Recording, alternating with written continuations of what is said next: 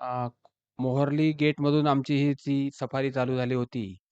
त्या सफारीच्या पहिल्या अर्ध्या तासातच आम्हाला कॉलरवालीचं दर्शन झालं होतं आणि त्यामुळे आम्ही अतिशय खुशीत होतो आणि आमच्या गाईडनी आणि ड्रायव्हरनी आम्हाला सांगितलं, की कॉलरवालीचे 2 जे बच्चे आहेत, ते सुद्धा या परिसरात आता सब अडल्ट झालेले असून ते स्वतंत्ररित्या फिरतात.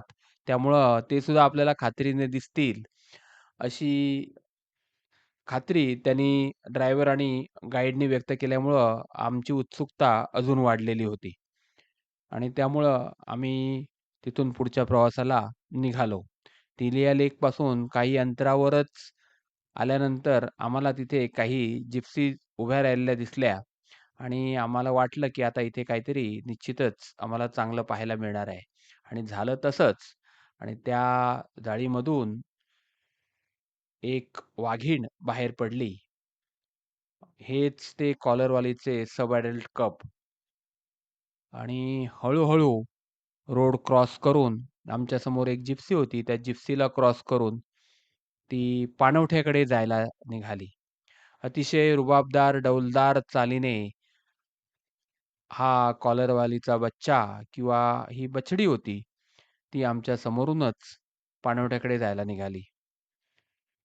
खूप आकर्षक वाटत होती आणि आता सब अडल्ट आहे, ती आता प्रौढ वाघिणीसारखीच दिसत होती आणि ती स्वतंत्ररित्या हल्ली शिकार करते आणि स्वतंत्ररित्या फिरत असते आणि हिच्याबरोबर अजून एक बच्चीसुद्धा आहे. ती बछडीसुद्धा स्वतंत्ररित्या फिरत असते, असे गाईड आणि तिथल्या ड्रायव्हरने सांगितलं. हळू-हळू डौलदार रीतीने चालत-चालत ही कॉलरवालीची बछडी पाणवठ्याकडे निघाली. तिथे एक जुनी विहीर आहे आणि विहिरीच्या बाजूला हा पाणवठा आहे आणि अतिशय शीतलता, थंड वातावरण असल्याकारणाने आणि उन्हाळ्याचे दिवस असल्याकारणाने कॉलरवालीचे हे कप तिथे जाऊन आराम करताना दिसत असतात. थोड्या वेळाने हे कप तिथे जाऊन पाण्यामध्ये विसावले. हे छायाचित्रण मी कॅमेराने घेतले होते आणि GoProने सुद्धा माणसेकडे GoPro होता. GoProमधून सुद्धा अतिशय छोटी दिसते हा वाघीण. फार मोठे चित्रीकरण करता येत नाही GoProमधून. पण दिसते आहे. हे मुद्दाम आपल्यासाठी मी दाखवत आहे. GoProने सुद्धा चित्रीकरण करता येतं. पण GoProची कॅपॅसिटीच कमी असल्याकारणाने वाघीण मोठी दिसू शकत नाही आणि आकार तिचा छोटा दिसतोय. जास्त लांबून चित्रीकरण करता येत नाही. आणि ही वाघीण आता बसलेली होती आणि सर्व कॅमेरे तसेच सर्वांच्या नजरा त्या वाघिणीकडे रोखलेल्या होत्या. आणि ही वाघीण अशी बसली, की आमच्याकडे आता पाठमोरी होती ती.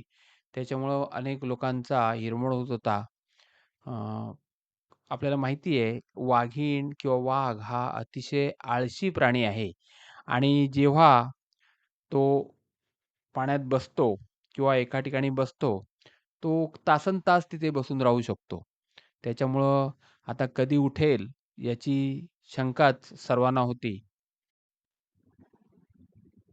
आम्ही आणि काही जिप्स्या तिथे थांबल्या आणि हळू-हळू बाकीच्या जिप्सीमधील पर्यटक पुढे निघून गेले.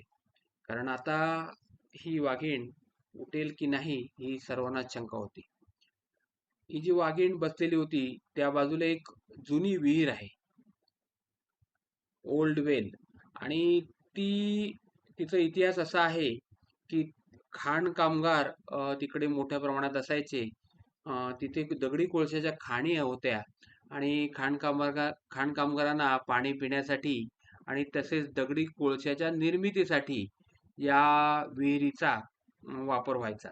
आता ती विहीर बंद आहे, पण तिथे विहीर असल्याकारणाने तिथे पाणी आहे आणि बाजूलाच एक पाणवठा सुद्धा तिथे आहे आणि वातावरण अतिशय थंड आणि आल्हाददायक असतं. त्यामुळे इथे मोठ्या प्रमाणात जंगली प्राणी पाणी प्यायला येत असतात. त्याप्रमाणे हा उन्हाळ्याचा सीझन आहे, उन्हाळा आहे. या कालावधीमध्ये वाईल्ड बोर म्हणा किंवा वाघ म्हणा हे इथे येत असतात. थोड्या वेळाने आमच्या अपेक्षेपेक्षा लवकरच ही वाघीण उभी राहिली आणि आता पुढे चालू लागणार असंच आम्हाला वाटत होतं. कारण वाघ बराच वेळ बसून असतात आणि तासनतास बसून असतात आणि उठत नाहीत, अशी यांची ख्याती आहे.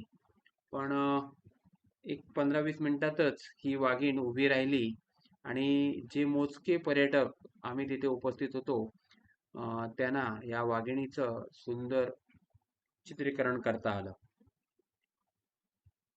थोड्या वेळाने ती वळली आणि आता पाणी प्यायली जराशी आणि पुढे जाणार असं वाटत होतं, तर ती पुन्हा एकदा बसली.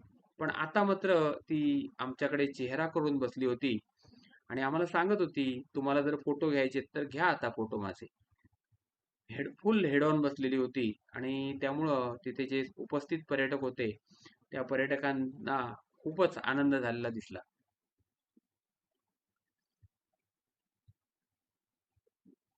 त्याप्रमाणे मी सांगितल्याप्रमाणे इथे ही जुनी विहीर आहे आणि जुन्या विहीर पाहण्यासाठी सुद्धा अनेक वेळा हे पर्यटक इथे येत असतात. आणि विहिरीच्या बाजूला हमखास व्याघ्र दर्शन होतच किंवा इतर प्राणी सुद्धा इथे पाहायला मिळतात. उदाहरणार्थ वाईल्ड बोर दिसतात इथे, बायसन दिसतात किंवा इंडियन गौर म्हणतो आपण बायसनपेक्षा, तेही इकडे दिसत असतात.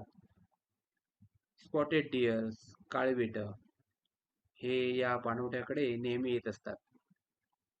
दुसरं सब ॲडल्ट कप सुद्धा याच परिसरात आहे आणि आम्हाला असं कळलं की ते कप अस्वलाचा पाठलाग करत होतं आणि अस्वल निसटून गेलं, पण त्याच्या मागोमाग ते सब ॲडल्ट कप गेलं होतं आणि कदाचित याच पाणवठ्यावर येण्याची शक्यता आहे असं ड्रायव्हर सांगत होते, पण काही इथे फिरकलं नाही. थोड्या वेळाने ही वाघीण झोपी गेली.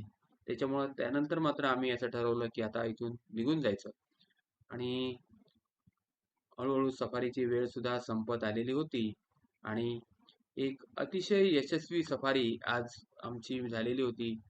सुरुवातीला कॉलरवाली आणि मागोमाग तिची बच्ची किंवा बछडी आम्हाला पाहायला मिळाली आणि मन प्रसन्न होऊन आम्ही सर्वजण मोहर्ली गेटमधून अ, जंगलाला धन्यवाद किंवा धन्यवाद म्हणून बाहेर पडलो.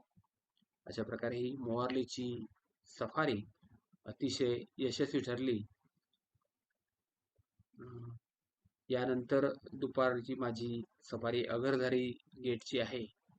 तिथे पाहूया काय व्याघ्रदर्शन होतं किंवा कसे.